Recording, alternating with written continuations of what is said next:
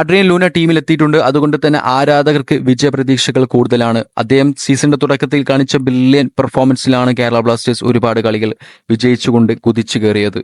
So Luna ടീമിലെത്തിയത് കൊണ്ട് തന്നെ ഇനിയുള്ള 4 മത്സരങ്ങളും വിജയിക്കാനുള്ള സാധ്യതകൾ കൂടുതലാണ്.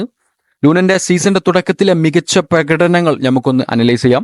സീസണിലെ ആദ്യ മത്സരം ബാംഗ്ലൂർ എഫ്സിക്കെതിരെ, അതിലെ ലൂനന്റെ ഇമ്പാക്റ്റ് എന്ന് പറയുന്നത് ഇപ്പോഴും മനസ്സിലുണ്ട്. കാരണം എതിർ ടീമിലെ പ്ലെയർ വീണ്ടും ഗോളിലേക്ക് തന്നെ ആ ഒരു ബോൾ കൊടുത്ത സമയത്ത് ലൂന ആ ഒരു ബോൾ കണ്ടുകൊണ്ട് വളരെ സ്പീഡ് ആയിട്ടുള്ള റൺ എടുത്തുകൊണ്ട് കുതിക്കുകയും അത് അവസാനം ഗോളാക്കി മാറ്റുകയും അദ്ദേഹം ചെയ്തു.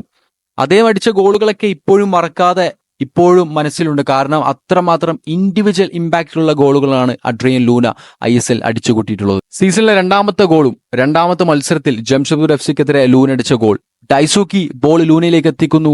ലൂന ഡിമിയിലേക്ക്, ഡിമിയിൽ നിന്ന് വന്ന ആ ഒരു ബോൾ ഫസ്റ്റ് ടച്ചിൽ തന്നെ ലൂന മനോഹരമായിട്ടാണ് പോസ്റ്റിലേക്ക് ഗോളാക്കി മാറ്റുന്നത്. ആദ്യത്തെ ഗോൾ അടിച്ചുകൊണ്ട് ബാംഗ്ലൂർ എഫ്സിയുമായിട്ടുള്ള മത്സരത്തിൽ ലൂന നമ്മളെ അത്ഭുതപ്പെടുത്തി. രണ്ടാമത്തെ മത്സരത്തിലും മികച്ച ഗോളിലാണ് ലൂന വീണ്ടും ആരാധകരെ അത്ഭുതപ്പെടുത്തുന്നത്. സോ ഇമ്പോസിബിൾ ഇമ്പാക്റ്റ് ആണ് ലൂനന്റെ നിന്ന് 2 മത്സരങ്ങളിൽ ബാംഗ്ലൂർ എഫ്സിക്കെതിരെയും അതുപോലെ തന്നെ ജംഷഡ്പൂർ എഫ്സിക്കുമെതിരെയും നമ്മൾ കണ്ടത്. അതുപോലെ തന്നെ അതിനുശേഷം നോർത്ത് ഈസ്റ്റുമായിട്ടുള്ള മത്സരത്തിൽ 1-0 ബ്ലാസ്റ്റേഴ്സ് തോറ്റ് കിടക്കുന്ന അവസരത്തിൽ ലൂന ഫ്രീ കിക്ക് എടുക്കുന്നു. ഡാനിഷ് ഫറൂഖ് ഹെഡ് ചെയ്തുകൊണ്ട് ഗോളാക്കി മാറ്റുന്നു. അവിടെയും ലൂനന്റെ അസിസ്റ്റ് എന്ന് പറയുന്നത് വളരെ ഇമ്പാക്റ്റ് തന്നെയാണ് ആ ഒരു മത്സരത്തിലും ഉണ്ടായത്.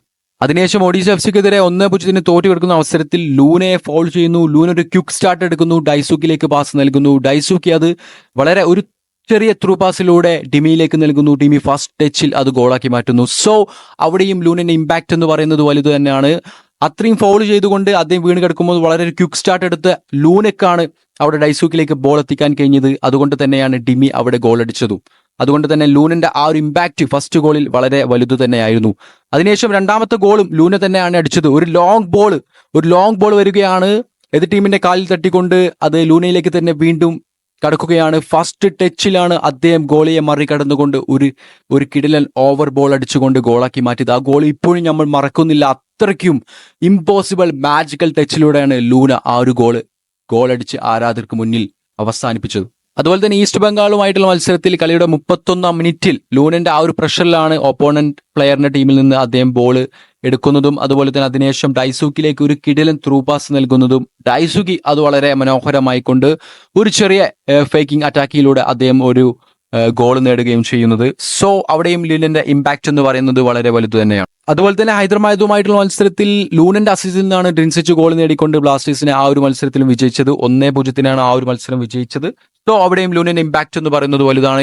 ഇത്രയും മത്സരത്തിൽ ഇത്രയും ഇമ്പാക്റ്റ് ഉള്ള ഒരു പ്ലെയർ എന്ന് പറയുന്നത് അഡ്രിയൻ ലൂന തന്നെയാണ്.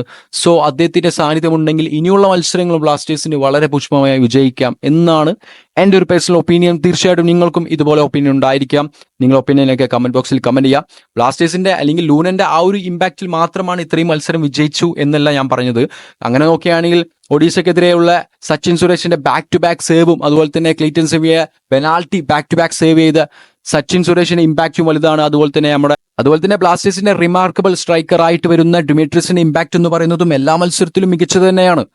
പക്ഷെ ഇത്രയും മത്സരത്തിൽ അസിസ്റ്റോടുകൂടിയും അതുപോലെ തന്നെ ഗോളോടുകൂടിയും ഇത്രയും ഇമ്പാക്റ്റ് നൽകുന്ന ഒരു പ്ലെയർ എന്ന് പറയുന്നത് ബ്ലാസ്റ്റേഴ്സിൽ അഡ്രിയൻ ലൂന തന്നെയാണ്. സോ അദ്ദേഹത്തിന്റെ സാന്നിധ്യം ഉണ്ടെങ്കിൽ ബ്ലാസ്റ്റേഴ്സ് ഇനിയുള്ള 4 മത്സരങ്ങളും വിജയിക്കാൻ സാധ്യത കൂടുതൽ തന്നെയാണ്. ഓക്കെ ഫ്രണ്ട്സ്, ഈ വീഡിയോ അവസാനിപ്പിക്കുന്നത് ഇതുപോലത്തെ പുതിയ വീഡിയോകളുമായി സ്കോറേഴ്സ് മൈൻഡ് നിങ്ങൾ മുന്നിലേക്ക് എത്തുവാൻ ചാനൽ സപ്പോർട്ട് ചെയ്യുക, ലൈക്ക് ചെയ്യുക, സബ്സ്ക്രൈബ് ചെയ്യുക. Bye, it's me Scorer's mind.